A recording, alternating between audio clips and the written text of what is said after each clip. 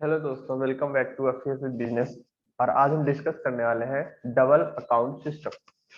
ध्यान से समझिएगा, आपके एग्जाम में इंपॉर्टेंट चैप्टर है। आपको 2 से 3 क्वेश्चन आपको डबल अकाउंट सिस्टम के मिल जाएंगे, कई बार 4 क्वेश्चन भी पूछ लेता है। बहुत आसान क्वेश्चन होते हैं, ध्यान से आप समझते चलेंगे तो आसानी से आप क्वेश्चन कर पाएंगे।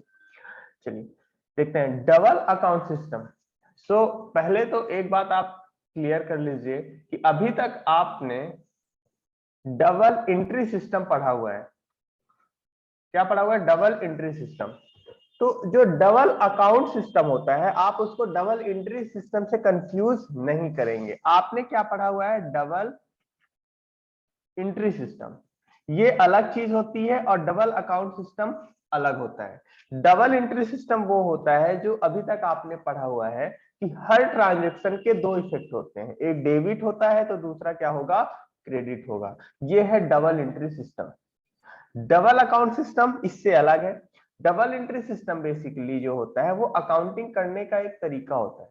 जो एंट्री सिस्टम है वो है अकाउंटिंग करने का एक तरीका, जबकि जो डबल अकाउंट सिस्टम है वो अकाउंटिंग करने का तरीका नहीं है, बल्कि जो आपके फाइनल अकाउंट होते हैं, जो आपके वित्तीय विवरण होते हैं, फाइनेंशियल स्टेटमेंट होते हैं, उनको प्रेजेंट करने का एक तरीका होता है double accounting, sorry, double account system. ये अकाउंटिंग करने का तरीका नहीं है, बल्कि फाइनल अकाउंट को दिखाने का, प्रेजेंट करने का एक तरीका है, जो किसके द्वारा यूज किया जाता है? तो यूज किया जाता है पब्लिक यूटिलिटी अंडर टेकिंग के द्वारा, या यूं समझिए कि जो सरकारी कंपनी है उनके द्वारा यूज किया जाता है। वो भी कौन सी यूटिलिटी? जैसे रेलवे, ठीक है, इलेक्ट्रिसिटी कंपनियां, ठीक है। इसके बाद आपको ट्रामवे, गैस, ये जो कंपनियां हैं वो कौन सा सिस्टम यूज करती हैं? Double account system. तो इसको डबल एंट्री सिस्टम से अलग है ना। ये क्या है? फाइनेंशियल स्टेटमेंट को, वो भी किसके? पब्लिक यूटिलिटी अंडरटेकिंग के, सरकारी जो यूटिलिटी कंपनियां हैं उनके फाइनेंशियल स्टेटमेंट को, अंतिम खातों को, वित्तीय विवरण को प्रेजेंट करने का एक क्या है? मेथड है। इतनी सी बात समझ में आ गई कि डबल अकाउंट सिस्टम है क्या? तो एक मेथड है जिसके थ्रू पब्लिक यूटिलिटी अंडरटेकिंग जो है वो अपने फाइनेंशियल स्टेटमेंट को क्या करती हैं? प्रेजेंट करती हैं। अच्छा, ये अलग कैसे है डबल एंट्री सिस्टम से? तो देखो, डबल एंट्री सिस्टम के अंडर जो भी फाइनेंशियल स्टेटमेंट बनाए जाते हैं उनका जो पर्पस होता है वो होता है कि कोई भी business true and fair view present करे, या उसकी ट्रू फाइनेंशियल पोजीशन को हम पता कर पाए। ये पर्पस होता है डबल एंट्री सिस्टम में अकाउंटिंग का, कि कोई भी बिजनेस का हम ट्रू फाइनेंशियल पोजीशन हमें पता चल जाए, किससे? डबल एंट्री सिस्टम से। जबकि जो डबल अकाउंट सिस्टम में फाइनल अकाउंट बनाए जाते हैं उनका पर्पस होता है कि जो मेन उद्देश्य होता है, मेन पर्पस होता है कि कैपिटल या पैसा कहां से आया है और उसको कहां यूज किया गया है, किस टाइप के एसेट में यूज किया गया है। क्योंकि देखो, जो पब्लिक यूटिलिटी अंडरटेकिंग होती है, गवर्नमेंट कंपनीज होती हैं, यहाँ पे पब्लिक का पैसा लगा हुआ रहता है। तो गवर्नमेंट इस बात पे बहुत फोकस करती है कि बिल्कुल फेयरली ये पता रहे, सबको ये पता रहे कि पैसा किन सोर्सेस से आ रहा है, इनफ्लो कहां से हो रहा है, और पैसा कहां जा रहा है, उस पैसे का यूज क्या हो रहा है। ये पर्पस होता है डबल अकाउंट सिस्टम बनाने का। ठीक है, कैसे ये अलग होता है, क्या क्या होता है इसमें, हम आगे डिस्कस करने वाले हैं। देखते हैं meaning of double account system, दोहरा लेखा खाता प्रणाली का अर्थ। So double account system is a method of presenting the annual financial statement of a public utility undertaking like electricity company, railway, gas, tramways, etc. ठीक है, तो आपका यहां से एमसीक्यू क्वेश्चंस पूछ सकता है कि डबल अकाउंट सिस्टम है क्या? तो ये method of presenting annual financial statement. ठीक है, यूज कौन करता है? तो बहुत ध्यान से देखिए, पब्लिक यूटिलिटी अंडरटेकिंग इसको यूज करती है। ठीक है ना। तो यहां से आपके 2 क्वेश्चंस आपके बनते हैं। एक तो ये अकाउंटिंग का तरीका, अकाउंटिंग करने का तरीका नहीं है बल्कि प्रेजेंट करने का तरीका है, और दूसरा यूज किसके द्वारा किया जाता है? तो यूज किया जाता है पब्लिक यूटिलिटी अंडरटेकिंग के द्वारा। क्लियर है इतना? These undertaking are generally formed under special act and the forms and accounts are prescribed by special act। तो ये जो कंपनियां होती हैं जनरली स्पेशल एक्ट के थ्रू बनी हुई होती हैं। जैसे आपकी इलेक्ट्रिसिटी कंपनियां हैं तो इलेक्ट्रिसिटी बोर्ड एक्ट होता है, इलेक्ट्रिसिटी एक्ट होता है, स्टेट का भी होता है, सेंट्रल का भी है, उसके अंदर बनी हुई होती है। रेलवे के एक्ट के अंदर बनी हुई होती है। तो ये किसी कानून के अंदर बनी हुई होती हैं, है ना। और इनका अकाउंट्स कैसे लिखा जाएगा वो एक्ट में प्रिस्क्राइब रहता है। The object of this system is not to present financial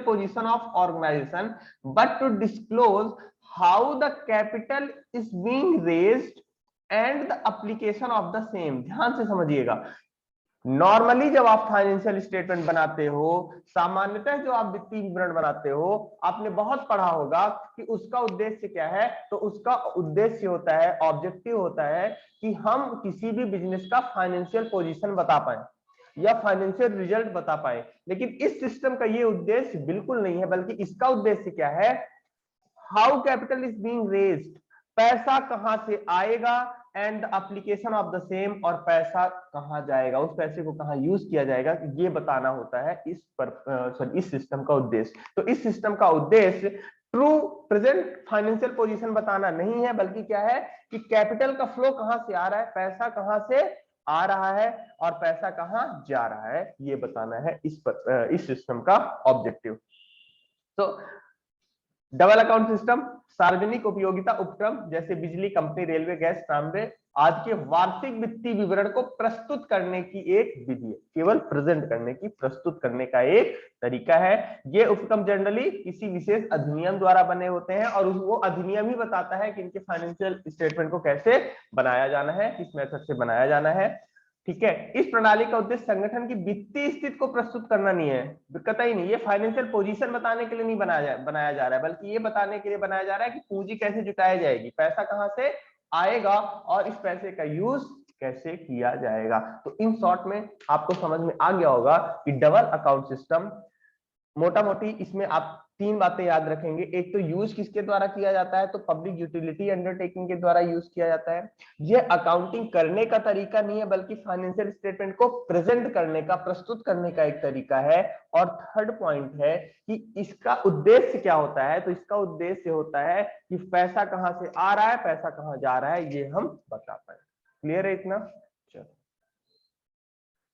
फिर है features of double account system, दोहरा खाता प्रणाली की विशेषताएं क्या है। तो यूज्ड बाय, पहला है आपका कौन उपयोग करता है, तो this method is used by public utility undertaking. मैंने ऑलरेडी बता दिया आपको, रेलवे, इलेक्ट्रिसिटी कंपनीज, ट्रांसवे, ये सब गैस वाली कंपनीज ये सब यूज करती हैं।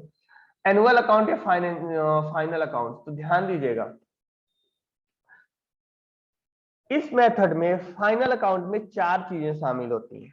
जनरली जब आप फाइनल अकाउंट बनाते हो तो क्या क्या आपने पढ़ा हुआ है कि नॉर्मली फाइनल अकाउंट बनाते समय आप क्या बनाते हैं, एक बनाते हैं आप trading profit and loss account. ठीक है, अगर ट्रेडिंग कंसर्न नहीं है तो आप समझिए प्रॉफिट एंड लॉस अकाउंट। जो हम क्यों बनाते हैं कि हमें प्रॉफिट या लॉस का पता चल जाए। दूसरा हम बनाते हैं बैलेंस शीट, ठीक है ना, नॉर्मली यही बनाया जाता है, प्रॉफिट एंड लॉस अकाउंट और बैलेंस शीट। कंपनीज के केस में कैश फ्लो स्टेटमेंट भी बनाया जाता है, साथ में statement of change in equity भी बनाया जाता है, वो कंपनीज के लिए है। पर जनरली बिजनेस में हम फाइनल अकाउंट में यही चीजें बनाते हैं, प्रॉफिट एंड लॉस अकाउंट और balance sheet. Profit and loss account हमारे प्रॉफिट या लॉस को बताता है, फाइनेंशियल रिजल्ट को बताता है, और बैलेंस शीट हमें क्या बताता है, हमारी फाइनेंशियल पोजीशन को बताता है कि किसी पर्टिकुलर डेट पे, किसी विशेष डेट पर हमारे पास कितने की एसेट है और कितनी लाइबिलिटीज है, ये हमें बताता है बैलेंस शीट। जब आप डबल अकाउंट सिस्टम में आते हो तो यहाँ पे अब ये दो नहीं बल्कि चार हो जाते हैं। प्रॉफिट एंड लॉस अकाउंट भी दो भागों में बढ़ जाता है और बैलेंस शीट भी दो भागों में बढ़ जाता है। प्रॉफिट एंड लॉस अकाउंट में एक चीज बनाई जाती है रेवेन्यू अकाउंट और दूसरा बनाया जाता है net revenue account. Balance sheet में बनाया जाता है receipt and expenditure on capital account और बनाया जाता है जर्नल बैलेंस शीट। ये चार चीजें बनाई जाती हैं। अब देखो प्रॉफिट एंड लॉस अकाउंट को बांट करके अब क्या बना दिया गया, रेवेन्यू और नेट रेवेन्यू। क्यों बना दिया गया, तो जनरली क्या होता है कि प्रॉफिट एंड लॉस अकाउंट बनाया जाता है उन ऑर्गेनाइजेशंस का जिनका मोटो क्या है, पर्पस क्या है, प्रॉफिट कमाना होता है। ठीक है, क्योंकि यूटिलिटी कंपनीज है, गवर्नमेंट कंपनीज है, तो उसका पर्पस पैसा कमाना नहीं है। हालांकि अर्न करते हैं, वो पैसा कमा रहे हैं, बट उनका मेन मोटो पब्लिक को सर्व करना है, पब्लिक को सेवाएं देना है, सर्विस देना है। उनका पर्पस पैसा कमाना नहीं है। इसलिए उनमें प्रॉफिट एंड लॉस अकाउंट ना बना करके क्या बना दिया जाता है, उसका नाम चेंज कर दिया जाता है रेवेन्यू अकाउंट, राजस्व खाता। ठीक है, तो पीएनडल के जगह पे क्या बनेगा, रेवेन्यू अकाउंट। तो पीएनडल में क्या आते थे, सारे खर्चे आते थे, है ना, और इनकम आती थी। सेम चीज वो सारे खर्चे और इनकम कहाँ चले जाएंगी, रेवेन्यू में। कुछ चीजें नहीं भी जाएंगी, वो आगे हम सारे अकाउंट को डिटेल में डिस्कस करने वाले हैं, तो वहां पर डिस्कस करेंगे कि कौन सी चीजों को नहीं लिखेंगे और कौन सी एक्स्ट्रा चीजों को हम लिखेंगे। ठीक है, पर अभी यहाँ पे मोटा मोटी आप समझ लीजिए कि रेवेन्यू अकाउंट्स में आप इनकम और एक्सपेंसेस को लिखेंगे, जिससे हमें क्या पता चलेगा, प्रॉफिट या लॉस पता चलेगा। और नेट रेवेन्यू अकाउंट में क्या लिखेंगे, तो एक अकाउंट बनाते थे हम पीएनएल एप्रोप्रिएशन अकाउंट, याद हो अगर आपको, तो आप profit and loss appropriation account बनाते थे। वही profit and loss appropriation account की जगह पे क्या बनाया जाता है, यहाँ नेट रेवेन्यू अकाउंट। फिर receipt and expenditure on capital account. आपको लग रहा होगा कि ये तो एनपीओ में हमने पढ़ा था, not for profit making organization में रिसिप्ट एंड पेमेंट अकाउंट। तो वैसा आपने वैसा यहाँ पे नहीं है, वो अलग चीज है और ये अलग चीज है। यहाँ पे आपको बैलेंस शीट के दो पार्ट हो जाते हैं। ठीक है ना, बैलेंस शीट दो पार्ट में डिवाइड हो जाती है।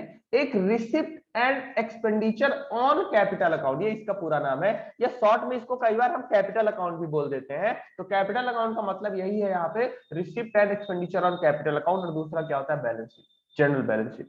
Receipt and expenditure on capital account, या इन शॉर्ट में मैं बोलूं तो कैपिटल अकाउंट। तो कैपिटल अकाउंट में क्या लिखा जाता है, तो कैपिटल अकाउंट में लिखा जाता है फिक्स्ड एसेट क्या खरीदी गई आपके द्वारा, बिजनेस ने फिक्स एसेट क्या खरीदी है, और उस फिक्स एसेट को खरीदने के लिए पैसा किस सोर्स से आया है, ये सारी चीजें लिखी जाती हैं receipt and expenditure on capital account में।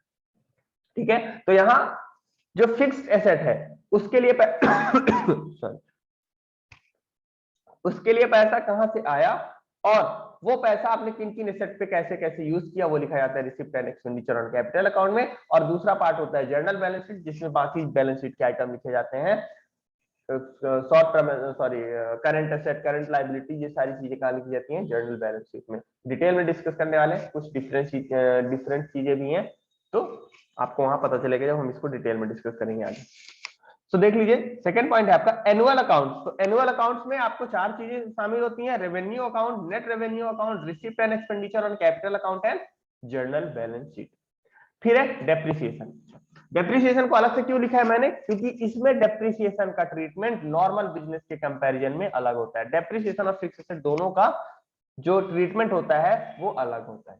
कैसे अलग होता है, तो पहली बात, तो जो फिक्स एसेट होती है, तो नॉर्मली केस में, नॉर्मली जब आप बैलेंस शीट बनाते हो तो फिक्स एसेट को बैलेंस शीट में आप शो करते हैं, बट यहाँ पे आप फिक्स एसेट को बैलेंस शीट में शो नहीं करेंगे, बल्कि ये वाला जो हमने अकाउंट पढ़ा था receipt and expenditure on capital account, यहाँ शो करेंगे, पहली बात।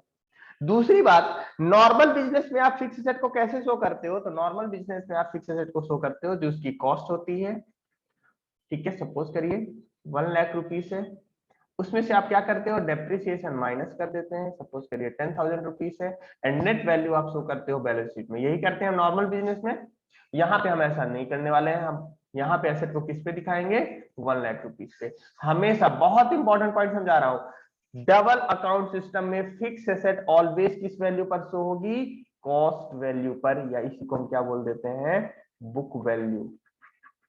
जिस वैल्यू पर आप खरीद के लाए थे उसी पे रिकॉर्ड हो जाएगी, और हमेशा हमेशा उसी वैल्यू पर दिखाई जाएगी। होप इतना आपको क्लियर होगा। बहुत इंपॉर्टेंट पॉइंट है, आपके एग्जाम में पूछ लेता है कई बार, कि डबल अकाउंट सिस्टम में फिक्स एसेट को किस वैल्यू पर दिखाया जाता है, तो कॉस्ट वैल्यू या बुक वैल्यू पर दिखाया जाता है, डब्ल्यूडीवी वैल्यू पर नहीं दिखाया जाता। नॉर्मल केस में या इसको आप डब्ल्यूडीवी बोलते हो, जो डेप्रिसिएशन घटाने के बाद जो वैल्यू बचती है उसको आप डब्ल्यूडीवी बोलते हैं, रिटर्न डाउन वैल्यू बोलते हैं। लेकिन जो डबल अकाउंट सिस्टम है वहां पे फिक्स एसेट को कॉस्ट प्राइस पर दिखाया जाएगा या बुक वैल्यू पर दिखाया जाएगा, बिना डेप्रिसिएशन घटाए हुए। डेप्रिसिएशन बिल्कुल भी नहीं घटाएंगे।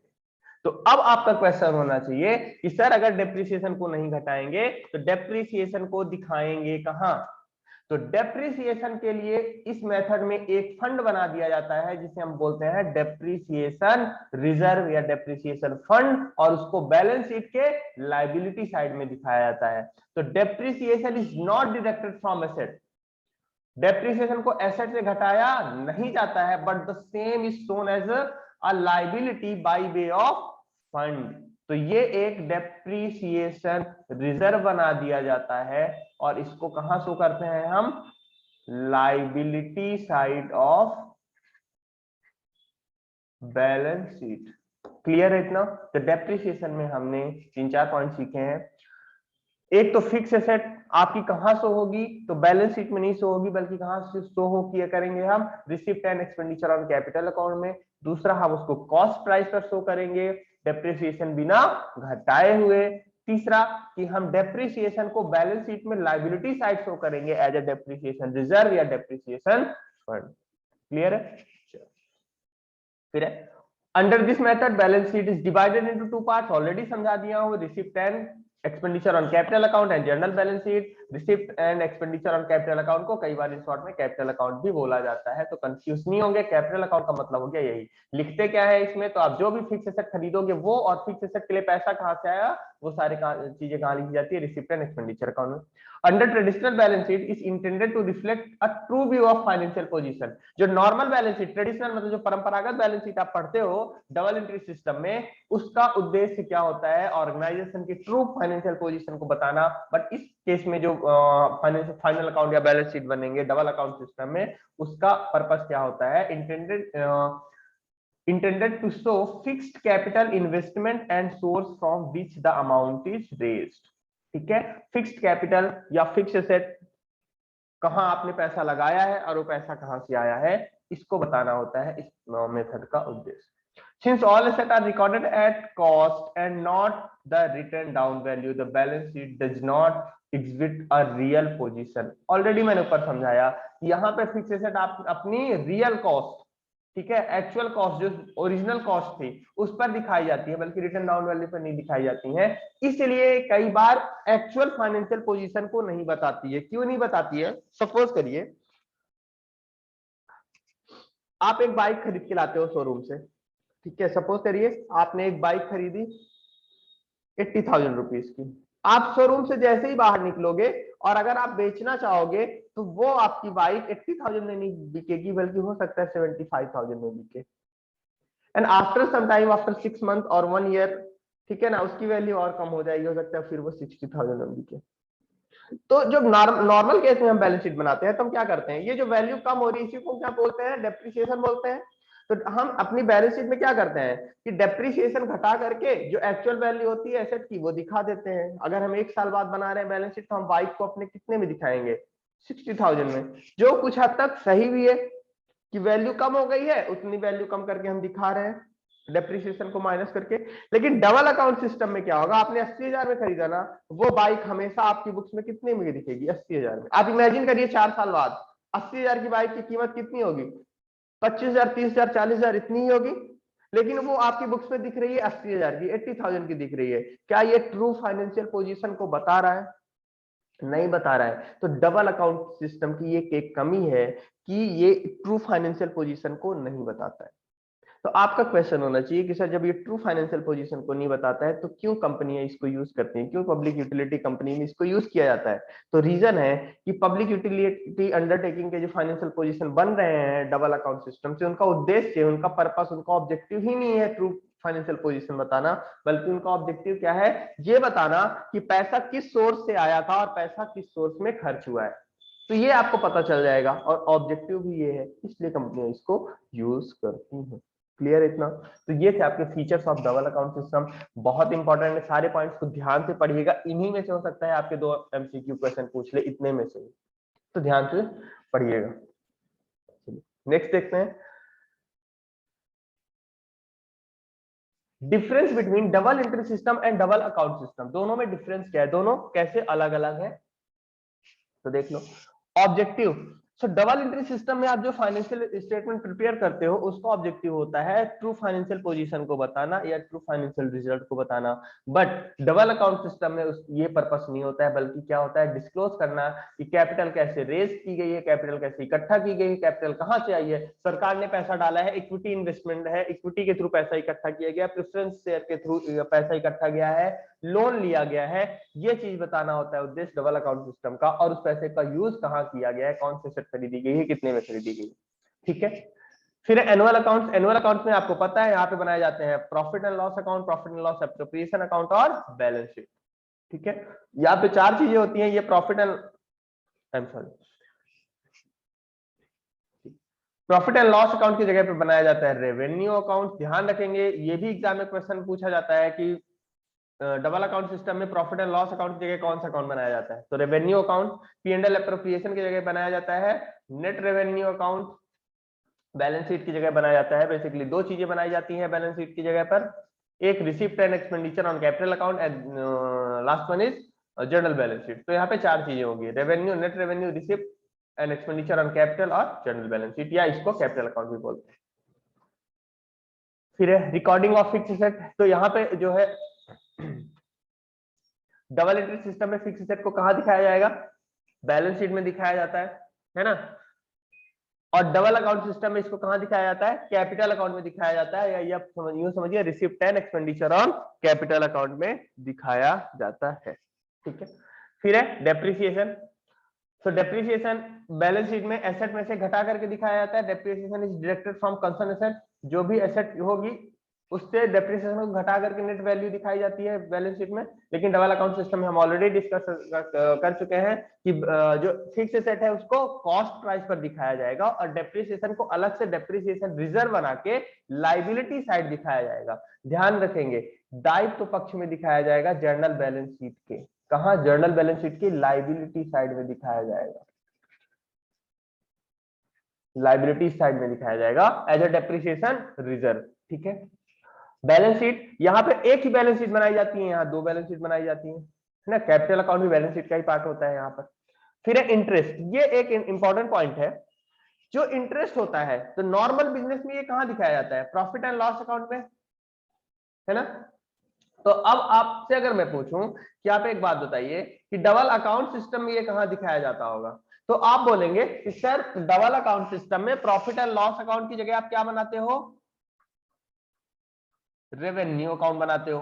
तो जो इंटरेस्ट है नॉर्मल बिजनेस में अगर वो पी&एल में दिखाया जा रहा है तो इसमें रेवेन्यू अकाउंट में दिखाया जाता होगा, बट ऐसा नहीं है। यही चीज आपको याद रखना है कि जो इंटरेस्ट अकाउंट होता है वो नॉर्मल बिजनेस में तो पी&एल में दिखाया जाता है, लेकिन डबल अकाउंट सिस्टम में ये दिखाया जाता है नेट रेवेन्यू अकाउंट में, जो किसकी जगह बनाया जाता है, profit and loss appropriation account की जगह बनाया जाता है, ठीक है। तो याद रखेंगे कि हर टाइप का इंटरेस्ट, चाहे वो इंटरेस्ट रिसीव्ड हो या इंटरेस्ट पेड हो, वो कहां दिखाया जाएगा, नेट रेवेन्यू अकाउंट में दिखाया जाएगा अंडर डबल अकाउंट सिस्टम।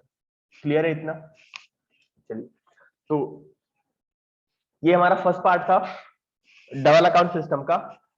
बाकी कुछ चीजें रह गई हैं इसमें, अब हम वो हम नेक्स्ट पार्ट में डिस्कस करेंगे। अभी हमारा इसमें बचा क्या है तो हम इसमें आगे डिटेल में डिस्कस कर लेंगे कि जो अभी ऊपर हमने सारे अकाउंट्स बताए हैं, revenue, net revenue, receipt and expenditure on capital account और बैलेंस शीट, तो इनको डिटेल में डिस्कस करेंगे नेक्स्ट क्लास में। साथ में इसके एडवांटेजेस डिसएडवांटेजेस बच रहे हैं, और एक रिजर्व छोटा सा टॉपिक है कंटिजेंसी रिजर्व, जो इलेक्ट्रिसिटी कंपनी बनाया जाता है, वो अपन नेक्स्ट पार्ट में डिस्कस कर लेंगे। कंप्लीट क्लासेस आपको यूपीपीसीएल असिस्टेंट अकाउंटेंट की हमारे ऐप पर मिल जाएंगी, जहां पर आपको अकाउंटेंसी, इनकम टैक्स और ऑडिटिंग की कंप्लीट वीडियो मिलेंगे। साथ में आपको प्रिंटेबल फॉर्मेट पे पीडीएफ नोट्स मिलेंगे, जिनका आप प्रिंट लेकर के पढ़ सकते हैं, क्योंकि हर चीज को आप मोबाइल पे नहीं पढ़ सकते हो, इसलिए हम प्रिंटेबल फॉर्मेट में आप नोट्स दे रहे हैं। और साथ में आपको प्रैक्टिस करने के लिए आपको चैप्टर वाइज वहां पर क्विज मिल जाएंगी, जिसमें आप प्रैक्टिस करके अपनी तैयारी को और बेहतर बना सकते हैं। कोर्स आपको कहाँ मिलेगा, वो हमारे ऐप पर मिलेगा। ऐप की लिंक आपको इस वीडियो के डिस्क्रिप्शन में मिल जाएगी, तो आप ऐप डाउनलोड करके कोर्स में एनरोल कर सकते हैं। आज के लिए इतना ही। Thank you guys, thank you so much.